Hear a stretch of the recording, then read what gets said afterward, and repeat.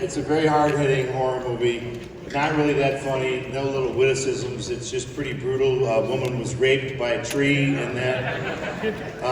The actress was okay. She got a little case of Dutch elm disease, but beyond that. But we thought in our next movie, written by the Coen brothers, let's do a romantic comedy.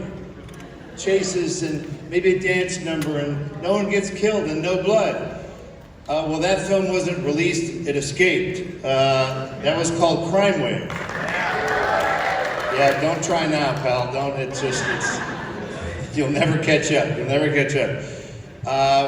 We thought our careers were dead again. And so Sam Raimi thought, well, wait, maybe Ash didn't die at the end of Evil Dead. Maybe she got caught in some vortex or something, and the story can continue. So we start prepping that, writing it, and we hire a woman to help with scheduling and whatever, but we can't get the money. So we have to let her go. So she goes down to Wilmington, North Carolina, where Stephen King is filming Maximum Overdrive,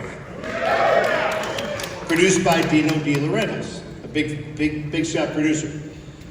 So she goes down there, gets on that crew.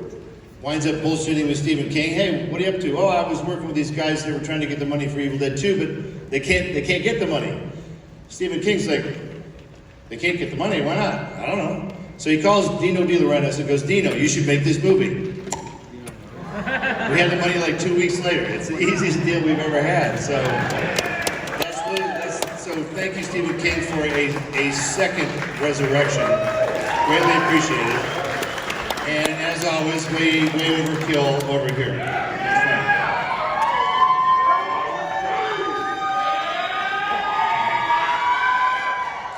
Yeah!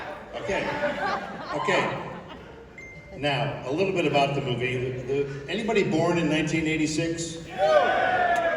This movie is you. This is when you were born. This movie. You guys are getting a little long in the tooth, I'm not gonna lie. In Wadesboro, North Carolina, in the spring, summer of that year, incredibly hot and horrible.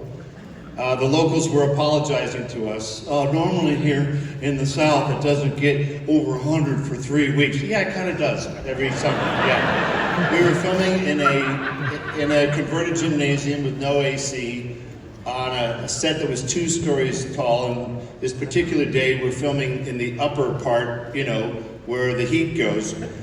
And Sam Raimi has decided to use his brother Ted in a role. Ted wants to get into the Screen Actors Guild. He hasn't been able to do it. There was an older actress that Sam didn't want to put through all the works when the character becomes possessed, so Ted got to play this possessed Henrietta creature.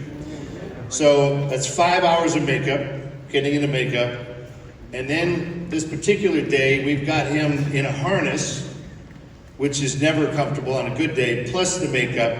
We've hoisted him up in the air, and he's grabbing at the character Annie's hair, going, and he's spinning in circles and circles. And every time he goes around, he hoses the crew with sweat. Every time he goes around. These guys like, well, the guys who did the makeup, K&B Effects, they all went on to work on a little show called The Walking Dead. This was their first kind of real movie where they did a lot of work. And so these guys were very twisted. At the end of a day of filming, Ted is completely exhausted. He had monster booties on. They would take the booties off and pour the sweat into Dixie cups. They had a shelf of Dixie cups with the date and the amount of sweat that they got that particular day. Oh, that was a bad one, Ted. Oh, you got off easy that day, Ted. That's the kind of shoot that it was. Very taxing on all of us. I'm filming a sequence in the movie where I'm alone, screaming all day long. And up in the rafters, I hear a guy going, ooh, ooh. I'm like, hey, asshole, I'm working down here, you know? Why are you mocking me? Well, he wasn't mocking me, he was being electrocuted.